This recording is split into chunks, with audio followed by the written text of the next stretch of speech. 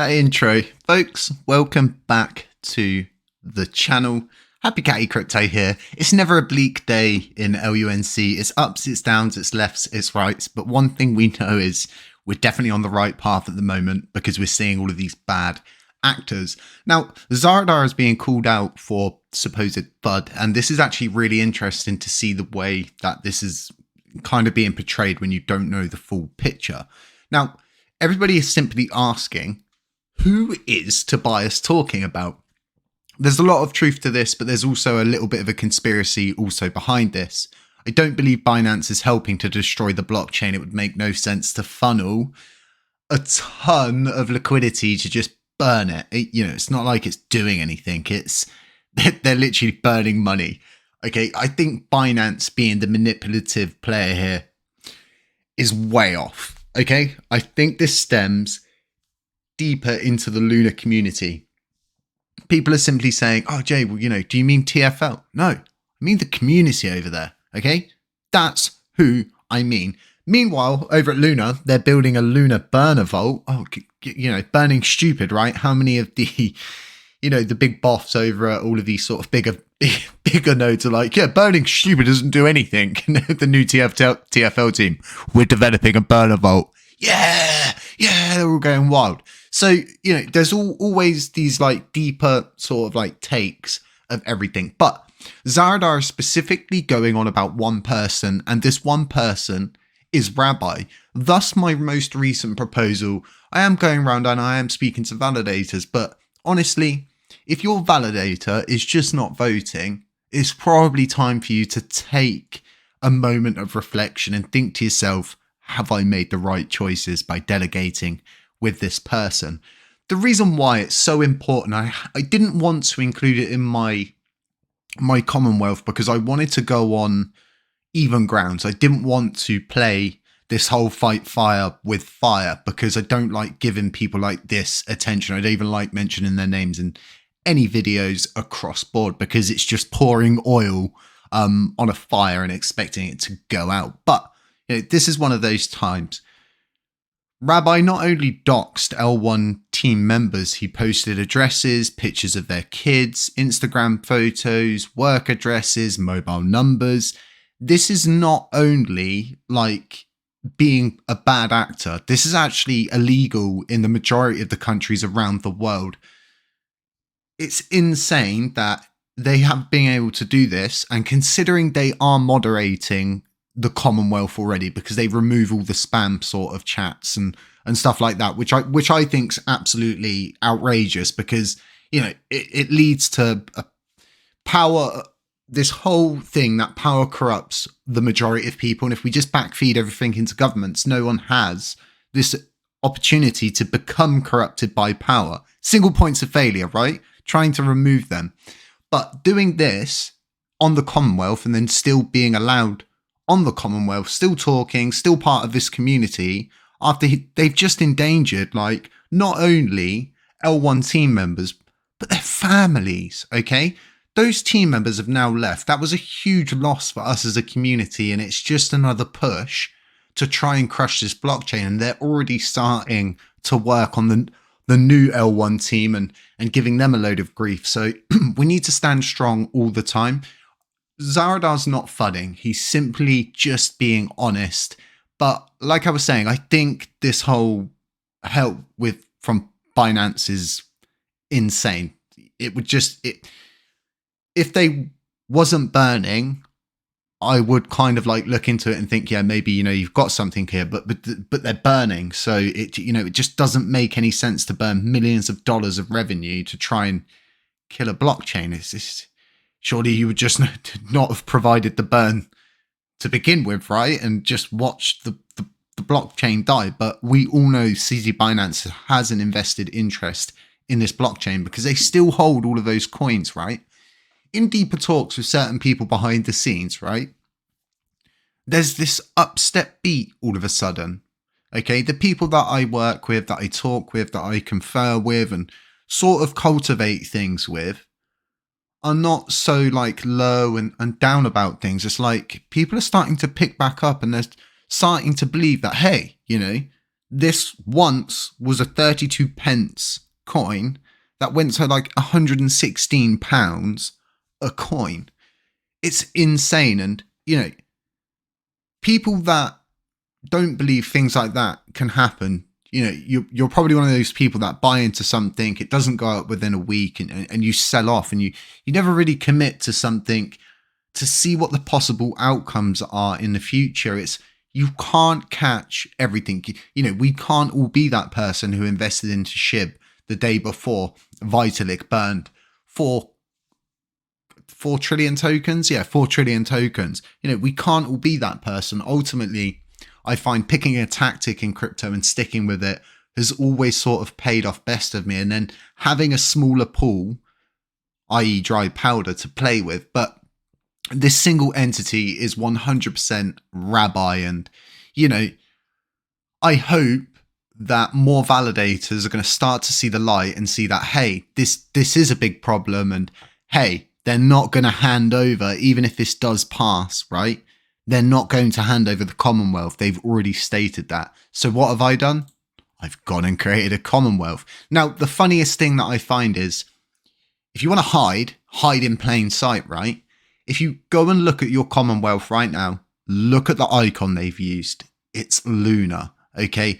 We need to begin to wake up to these kind of people that are hiding in plain sight. I've got Block Entropy, I've got Hexagon, I've got Neblio. What do these 3 things have in common?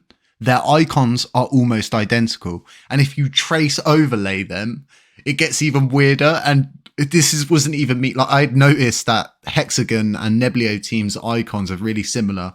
Someone in the group had stated to me that, hey, it looks kind of similar to Block Entropy as well. And it's like, if you want to hide in plain sight. And people sit there and think to themselves, well, why would people do this? And it's simply that there is a blockchain to capture here. There's a whole community that they've built and garnered reach with, which is the LUNC community, keeping on to any strains of power, which makes them look like they're doing something. And I think the funniest reaction I've had out of all of these people is, oh, we took the time to make a Commonwealth. Mate, it took me all of 30 seconds to create this Commonwealth. So I'm prepared. As to the recent proposal that has passed, I'm going to be doing a podcast with the L1 team. We're going to be speaking about that, but everything's going as it should be behind the scenes. I'm going to be doing an independent video today, specifically speaking about that to ensure the community knows that, hey, this is in progress, and hey, people are trying to meet in the middle, and we're doing everything that we should be doing. And guess what? It's all cost free. It's amazing, right? Because ultimately, this system can never ever push forward, right? Unless we start to sort out these real core issues. And these core issues being the basic sustenance and building blocks of our blockchain. And, what's even funny is, Commonwealth's got nothing to do with our blockchain. Well, it's got everything to do with our blockchain, considering you guys have labeled your Commonwealth as the official Terra I can't even say. It's just so funny to me. Terra Luna Classic. It's all highly questionable. And this whole going around doxing people, showing people's kids and putting people at risk, and still being on a Commonwealth that is supposedly moderated but not moderated, and all of this crap. It's like, if you're going to moderate, then moderate and actually remove people that have broken the law.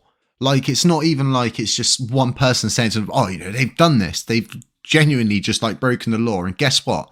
They've got away with it. So guess what? They'll continue to keep doing it. And as long as these kind of people continue to hold threads of power in our community, we will never, ever be able to move forward without it's insane, right? It's just absolutely insane. I created a couple threads and I'm able to flame them myself. I'm able to pin stuff.